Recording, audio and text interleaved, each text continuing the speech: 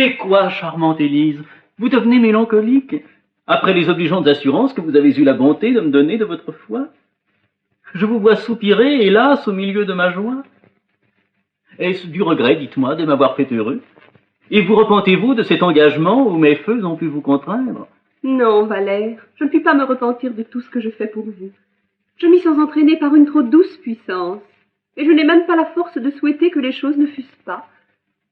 Mais à vous dire vrai, le succès me donne de l'inquiétude, et je crains fort de vous aimer un peu plus que je ne devrais. Et que pouvez-vous craindre, Élise, dans les bontés que vous avez pour moi? Hélas, 100 choses à la fois, l'emportement d'un père, les reproches d'une famille, les censures du monde.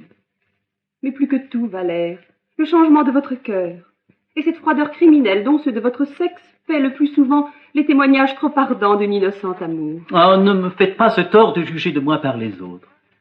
Soupçonnez-moi de tout, Élise, plutôt que de manquer à ce que je vous dois.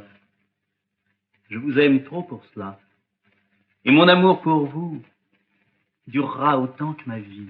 Ah, Valère, chacun tient les mêmes discours. Tous les hommes sont semblables par les paroles, et ce n'est que les actions qui les découvrent différents. Puisque les seules actions font connaître ce que nous sommes, attendez donc au moins à juger de mon cœur par elles, et ne me cherchez point des crimes dans les injustes craintes d'une fâcheuse prévoyance. Ne m'assassinez point, je vous prie, par les sensibles coups d'un soupçon outrageux, et donnez-moi le temps de vous convaincre, par 1000 et 1000 preuves, de l'honnêteté de mes feux. Hélas, qu'avec facilité on se laisse persuader par les personnes que l'on aime. Oui, Valère, je tiens votre cœur incapable de m'abuser. Je crois que vous m'aimez d'un véritable amour et que vous me serez fidèle. Je n'en veux point du tout douter, et je retranche mon chagrin à l'appréhension du blâme qu'on pourra me donner. Mais pourquoi cette inquiétude? Je n'aurais rien à craindre si tout le monde vous voyait des yeux dont je vous vois, et je trouve en votre personne de quoi avoir raison aux choses que je fais pour vous. Mon cœur, pour sa défense, a tout votre mérite, appuyé du secours d'une reconnaissance où le ciel m'engage envers vous.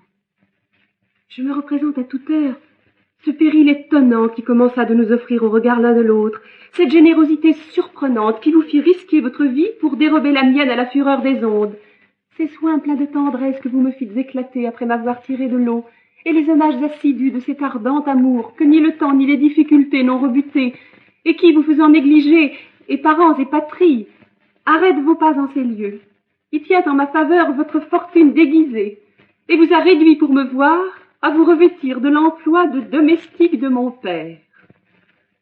Tout cela fait chez moi sans doute un merveilleux effet, et c'en est assez à mes yeux pour me justifier l'engagement où j'ai pu consentir. Mais ce n'est pas assez peut-être pour le justifier aux autres, et je ne suis pas sûre qu'on entre dans mes sentiments. De tout ce que vous avez dit, ce n'est que par mon seul amour que je prétends auprès de vous mériter quelque chose. Et quant au scrupule que vous avez, votre père lui-même ne prend que trop de soin de vous justifier à tout le monde.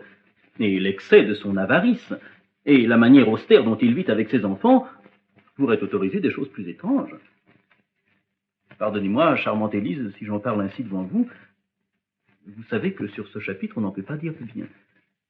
Mais enfin, si je puis, comme je l'espère, retrouver mes parents, nous n'aurons pas beaucoup de peine à nous les rendre favorables.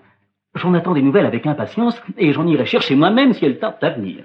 Ah, Valère, ne bougez d'ici, je vous prie, et songez seulement à vous bien mettre dans l'esprit de mon père. Vous voyez comme je m'y prends, et les abois de complaisance qu'il m'a fallu mettre en usage pour m'introduire à son service.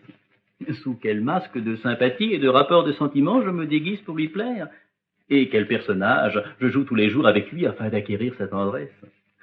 J'y fais des progrès admirables, et j'éprouve que, pour gagner les hommes, il n'est point de meilleure voie que de se parer à leurs yeux de leurs inclinations, que de donner dans leurs maximes, encenser leurs défauts et applaudir à ce qu'ils font. On n'a que faire d'avoir peur de trop charger la complaisance, et la manière dont on les joue a beau être visible, les plus fins toujours sont de grandes dupes du côté de la flatterie, et il n'y a rien de si impertinent et de si ridicule qu'on ne fasse avaler lorsqu'on l'assaisonne en louange. La sincérité souffre un peu au métier que je fais. Il faut bien s'ajuster à eux. Et puisqu'on ne saurait les gagner que par là, ce n'est pas la faute de ceux qui flattent, mais de ceux qui veulent être flattés. Mais que ne tâchez-vous aussi de gagner l'appui de mon frère en cas que la servante s'avisa de révéler notre secret? On ne peut pas ménager l'un et l'autre. Sample complete. Ready to continue?